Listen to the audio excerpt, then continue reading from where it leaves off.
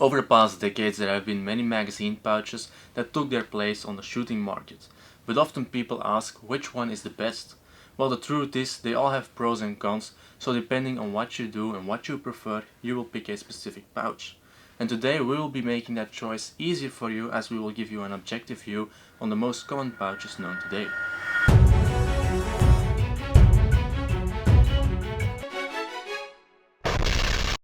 Hi everyone, I'm Instinct, and before we dive into the subject, make sure to subscribe to the channel and hit the bell button if you like this video. Make sure to visit ReconBrothers.com for our quality giveaways, and go have a look at shop.ReconBrothers.com for our quality equipment. Also, here you can find our own selection of magazine pouches. Now onto our subject. The pouches we will be covering today are applicable for magazines of rifles, carbines, SMGs and pistols. We will start with the most simple ones and build our way up to the newer, more complex ones. Our comparison of today is based on a few criteria.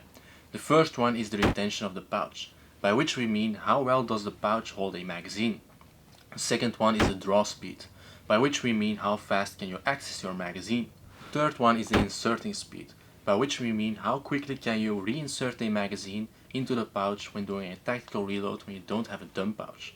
The fourth criteria is the noise level, since this might also be important in certain situations. As for the fifth one, we have the adjustability, by which we mean how broad are they applicable for the different types of magazines and how well can you adjust the tension on the pouch. As for our last criteria, we have the build. How big is its profile and does it have any special features? Now that we know our criteria, let's go over to our first pouch, which is the flap mag pouch. These pouches are the most old school and have a very simple design. The magazines are kept in place by the use of a flap, which either uses a buckle closure system or a velcro closure system.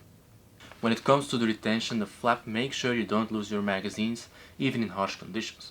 As for the access speed, these are rather slow since you have the flap to deal with, but obviously the velcro closure systems are quicker than the buckle ones. Now some people do tend to put the flap behind the magazines for a quick draw, but then you have a high chance of losing your magazines. When we have a look at the inserting speed, the flap is a hassle to deal with, definitely when you're doing other stuff as well. Which is why these pouches are mainly used for grenades these days, since you won't be putting them back after usage. Now onto the noise level.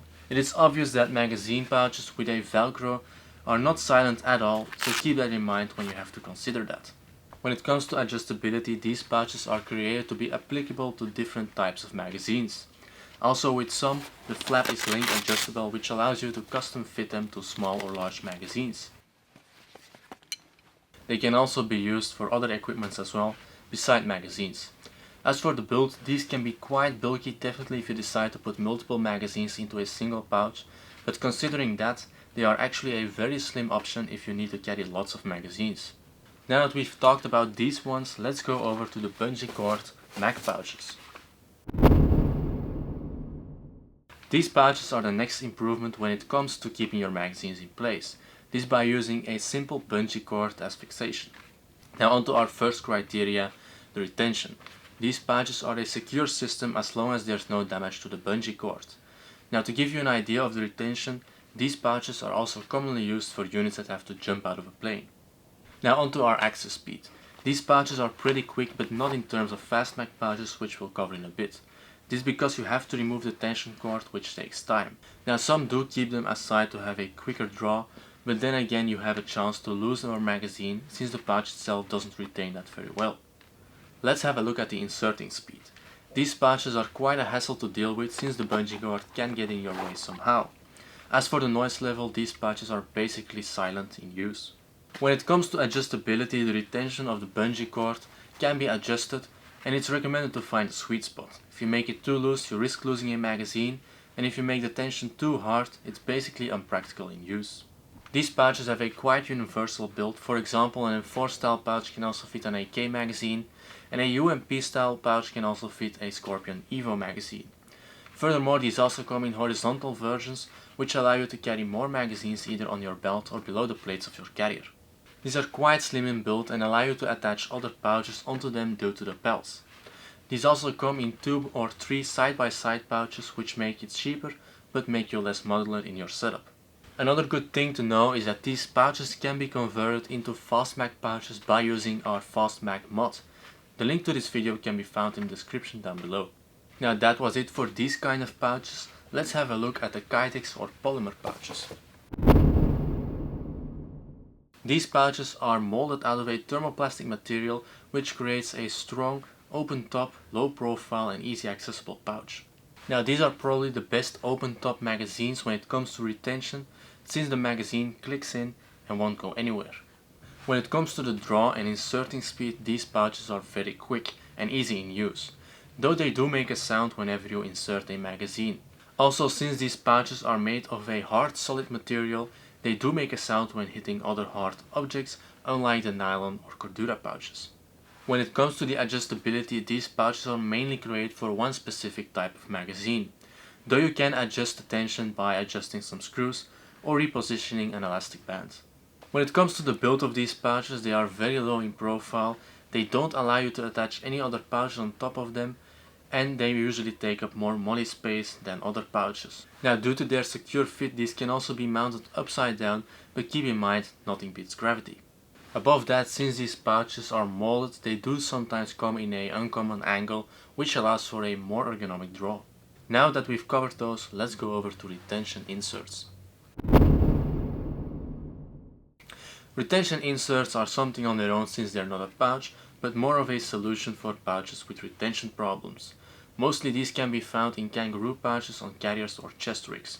These are made of a thermoplastic or other hard material, but those made of a thermoplastic material can be remolded again by applying heat to them, giving them a shape and let them cool down.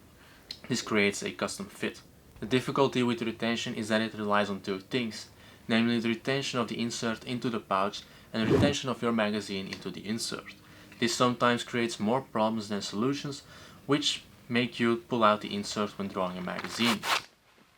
Now when it's well built in, you won't have that problem and your magazines will sit very securely.